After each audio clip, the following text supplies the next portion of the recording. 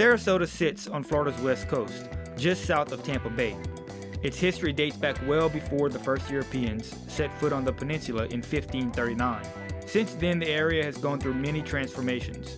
It started as a remote Spanish community known as Sarasota. When the English took over, it became a distant trading outpost, popular for its bayside fishing camps. Taking a leap into modern history as Sarasota in 1885, as more and more Europeans arrived, the town became an epicenter for the Ringling family of the Barnum and Bailey Ringling Brothers Circus. Their then lavish Venetian-style bayfront estate is an indomitable reminder of a more boisterous time. Today, Sarasota is a popular winter destination for inhabitants of more northern latitudes. Its warm temperatures and white sandy beaches an escape from the harsh winter conditions further north. The influx of population drives a need for seasonal workers in restaurants, hospitals, resorts, and many other establishments, my beautiful wife being one of them. Hence the reason we have acquired a marina slip in the area for 3 months.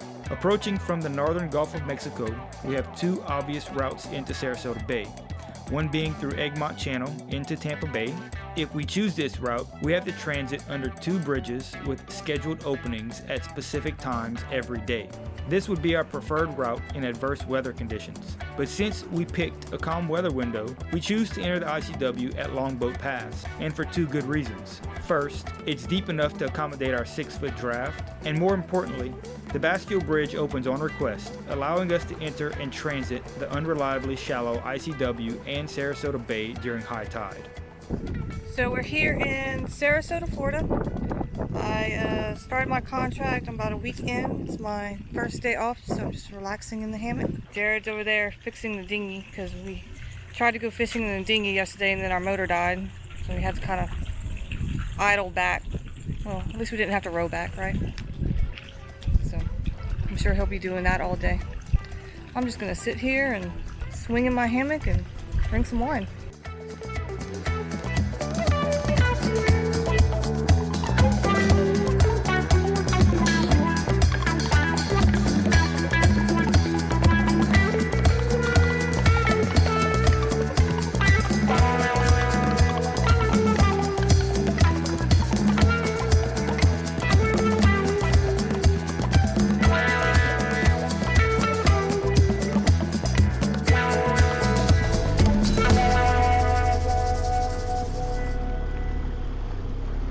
Hope we don't end up having to row back.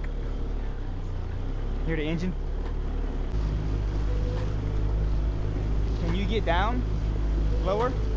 No, like on you, like move the bucket out of the way and get down.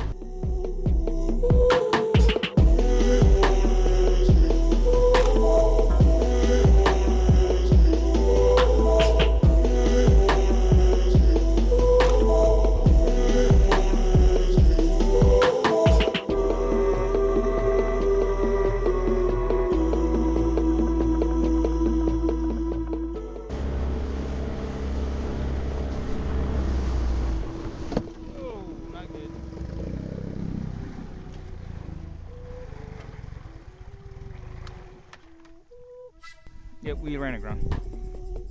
Oh shit.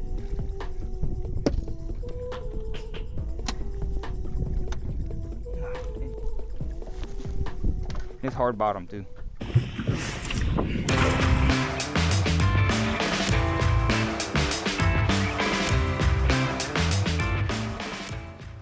So we're dinghying around today, Yeah. trying to catch a fish. I don't know how successful we're gonna be fishing. Why? Hopefully we'll catch some. We just don't know the area. This was my first spot I wanted to come try today, this morning. And then this afternoon there's a bridge that has a lot of current on it. So we're gonna go fishing the current, strong current, later on today. But right now we're gonna try and fish right here. Just hang out, and kick back, and use some live bait. 4 pinfish. And not drink beer because Jared forgot the beer. Somebody forgot the beer. What the hell, dude? How can you go fishing without beer? Yeah. So just take a pinfish, and we're gonna not kill it, but hook it right through the back like that. Where it goes when it's in the water, it makes a whole bunch of noise and it's all mad. and we're gonna float her out there and see if something is hungry. I'd seen some Jack Crevalle the other day, and we've been seeing a whole bunch of fish. So we know there's fish around in this area. There we go. Now let's just sit back and relax. Last week I finally fixed our dinghy. It was in fairly bad shape due to some damages it had sustained in the wrath of Hurricane Michael. Fiberglass patch. You can see the rubber cement here on the seams. After the repair, so we decided, hey, the dinghy's fixed, let's go fishing. On our way back, we had an outboard failure. She runs in idle. It has spark, it has compression, but as soon as I give it throttle, it just dies. I'm gonna pull the carburetor apart and see if I can find anything inside the carburetor. Hopefully I can, because if not, I'll have to bring it to somebody to fix it. And I just don't want to have to pay somebody to fix a thing. How much fun is going on over here, man? Taking the carburetor apart. You think that's what the problem is? It is. It's something to do with the air fuel. Enjoying your hammock? Yeah. Nice hammock. Let me edit it.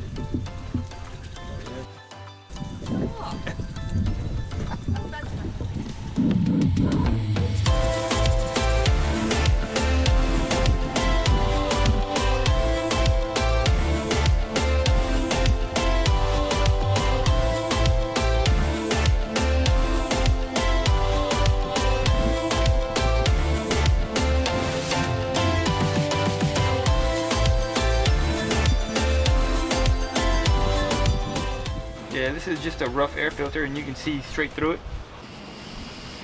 Hose is good and clear. When you're working on engines, especially the fuel system, it's always good to have a designated cup to catch nasty stuff like oil and fuel and yeah, things you don't want getting out in the ocean or in your boat on the ground, or yeah, nasty stuff.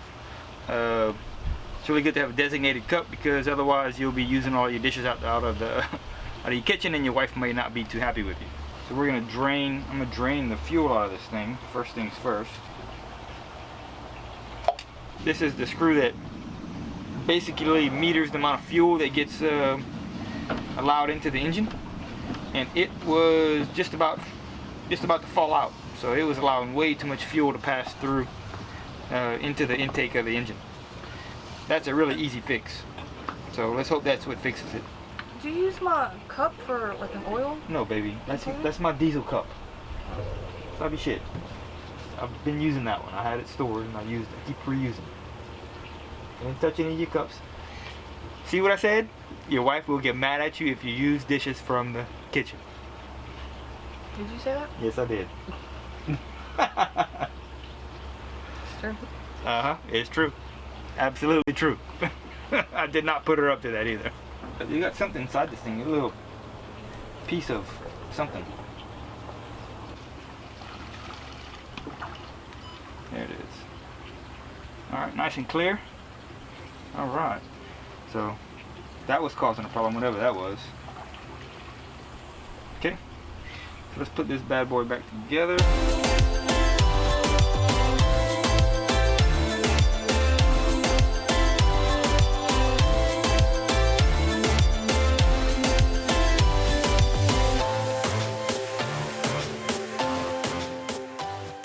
Send us some good vibes by giving this video a like, becoming a subscriber, leaving a cool comment, and ringing our bell.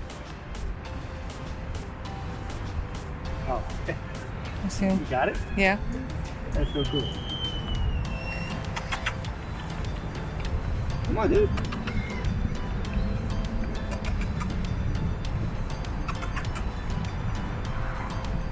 Hey. I'm going back across the road.